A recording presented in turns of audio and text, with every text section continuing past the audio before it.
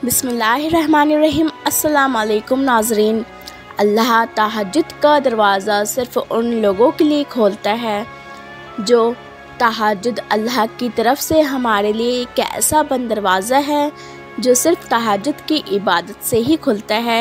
ये दरवाज़ा सिर्फ़ उन लोगों के नसीब में होता है जो अल्लाह के करीब होते हैं और सबसे बढ़कर अल्लाह ख़ुद इन्हें तहज्जुद की तरफ लाता है।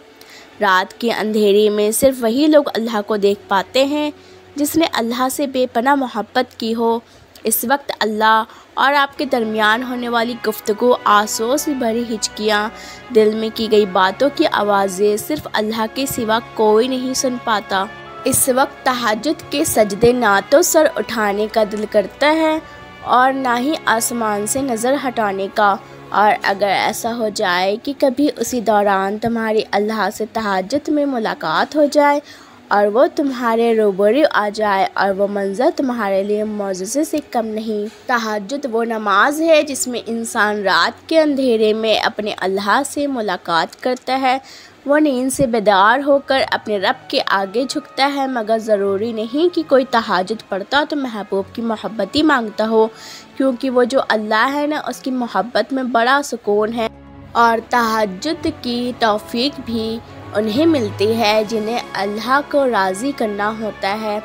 तहज्जुद के वक्त का सुकून सिर्फ़ वही समझ सकते हैं जिसने तहज्जुद में अल्लाह से बातें की हों, जिसने तहज्जुद की नमाज में भी दुनिया की मोहब्बत नहीं अल्लाह की मोहब्बत मांगी हो। तो फिर दुआएं मांगते रहो, क्योंकि दुआओं से सब कुछ बदला सकता है। जो तुम नहीं कर सकते वो दुआएं कर सकती हैं, फिर भले ही वो काम तुम्हारी नज़र में लाख नामुमकिन ही क्यों ना हो। दुआएं कण की तरह होती हैं जो मौजज़े बनकर तुम तक वापस आती हैं। और अल्लाह ताला ने कुरान पाक में फ़रमाया है, कह दो मेरे उन बंदों से जिन्हें हालात नामुमकिन लग रहे हैं, मैं हर शय पे कुदरत रखने वाला हूँ। कबूलियत और मौजज़े के इशारे अल्लाह यूँ भी देता है कि ना आपके दिल को इंतज़ार से थकने देता है और ना ही आपकी ज़बान से दुआओं का सिलसिला रुकने देता है। एक बात याद रखें कि हमारी ज़िंदगी में कुछ भी हो, जितना मुश्किल वक्त है, जितने पोशीदा हालात हैं और कितनी ही परेशानियां दरपेश हैं, सब कुछ वक्ती है। मुश्किल वक्त एक हमारी ज़िंदगी का फैज़ होता है, वो पूरी ज़िंदगी तो नहीं होता ना। हम इस एक चीज़ की वजह से अब जीना तो नहीं छोड़ सकते ना। हम इंसान वाकई में बहुत अजीब हैं। हमें अल्लाह की मसलहत कभी भी समझ में नहीं आ सकती है। हम एक ही पॉइंट को पकड़ के बैठ जाते हैं और इस पर रोते रहते हैं, जबकि अल्लाह ने इतना ज़्यादा और कुछ भी दिया है। अल्लाह पाक की रज़ा में राज़ी रहना सीखें। अल्लाह पाक का उसका शुक्र अदा करते रहें। तुम्हारा बार बार तड़प कर मांगना इस बात की अलामत है कि अल्लाह को तुम्हारा मांगना पसंद आ गया है और अब बहुत जल्द वो तुमसे राज़ी होकर कुन भी फरमा देगा।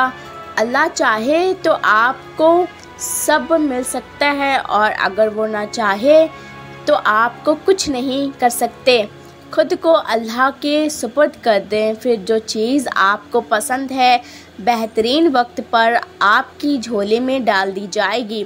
अल्लाह से मांगना हर किसी के नसीब में नहीं होता। अगर तुम मांग रहे हो तो ये अल्लाह की दी हुई तौफ़ीक़ है, तो फिर तुम उदास मत हो। जिसने तौफ़ीक़ दी है ना, वो बेहतरीन वक्त पर कबूल भी ज़रूर करेगा। जो कहानी तहज्जुद तक पहुँच जाती है फिर वो कभी अधूरी नहीं रहती। चाहत से नसीब तक का जो फ़ासला है वो बस एक दुआ है। तहज्जुद में बहने वाले आंसू, हर आंसू अल्लाह से कुन कहने की सिफारिश करता है। जब रात के आखिरी पहर अल्लाह तुम्हें खुद चुनता है तहज्जुद पढ़ने के लिए, तो फिर सोचो वो तुम्हें खाली हाथ कैसे लौटाए। इसलिए जब भी रात के आखिरी पहर आँख खुले तो उसे बेवजह मत समझ न लेना।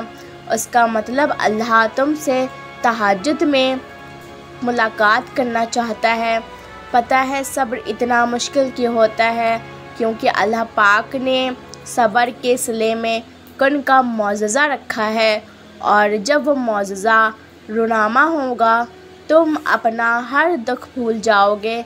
दुआएं इंसान की बस में नहीं होती, ये तो अल्लाह की रज़ा से दिल का हिस्सा बनती हैं, और दुआ का ख्याल तब तक नहीं जाता जब तक वो चीज़ नसीब का हिस्सा नहीं बन जाती।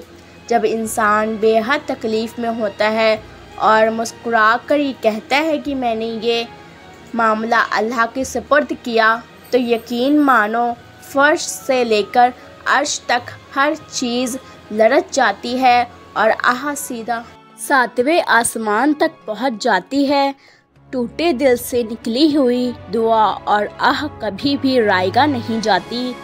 तुम सब्र कर रहे हो तो यकीन अल्लाह भी नियतों को देख रहा है। यहाँ तुम रो रहे हो और वहाँ अल्लाह तुम्हें देखकर मुस्कुरा रहा है, क्योंकि वो जानता है तुम्हें वही मिलेगा जो तुमने दुआओं में मांग रखा है। तुम्हारा काम दुआ करना है, असबाब वो खुद बनाता है, और जल्द ही वो तुम्हें यूँ खुश कर देगा कि तुम फिर से जी उठोगे। मेरे प्यारे दोस्तों, मैं उम्मीद करती हूँ कि आपको ये वीडियो बहुत अच्छी लगी होगी और वीडियो में बहुत कुछ सीखने को मिला होगा। तो वीडियो अच्छी लगी हो तो प्लीज़ वीडियो को आगे भी शेयर ज़रूर कर दें, ताकि और लोगों के दिलों को भी इत्मीनान और सुकून और सब्र आ जाए। आपकी एक शेयर करने की वजह से कई लोगों के दिलों में इत्मीनान पैदा होगा और जिसका सवाब आपको भी मिलेगा। तो वीडियो को शेयर कर दीजिएगा सदका जारिया समझ के, और मिलते हैं नेक्स्ट वीडियो में इसी तरह की और वीडियोस लेके। जब तक के लिए अपना ख्याल रखिएगा, दुआ में याद रखिएगा, अल्लाह पाक से दुआ करते रहिएगा। इंशाअल्लाह आप सबकी दुआएं ज़रूर कबूल होंगी। मिलते हैं नेक्स्ट वीडियो में, जब तक के लिए अपना ख्याल रखिए। अल्लाह हाफिज़।